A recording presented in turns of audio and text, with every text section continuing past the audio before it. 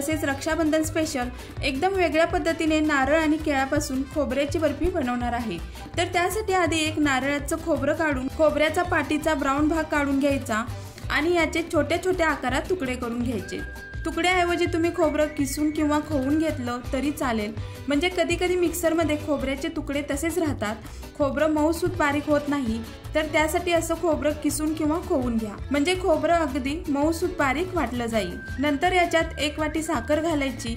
तुम्हाला वड्या कमी गोड किंवा जास्त गोड हव्या असतील तर साखरेचं प्रमाण तुमच्या गोडीनुसार ॲडजस्ट करा।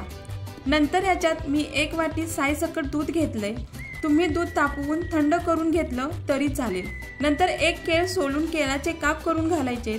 इथं एकच केळ घालायचं आहे, खूप जास्त केळी घालू नका, नाहीतर वडीला सगळा केळाचाच फ्लेवर येईल, त्यामुळे एकच केळ घालायचं आहे। आता हे मिक्सरला एकदम बारीक दळून घ्यायचं। हे पहा मिश्रण एकदम बारीक बनलं आहे। पॅनमध्ये काढून घेऊयात। नंतर पॅन गॅसवर ठेवून मीडियम फ्लेमवरती मिश्रण सतत हलवायचं आहे।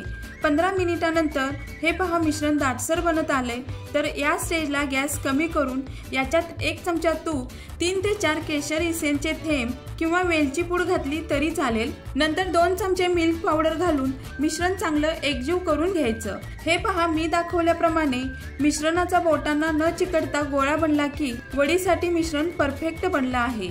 तर या स्टेजला गॅस बंद करायचा।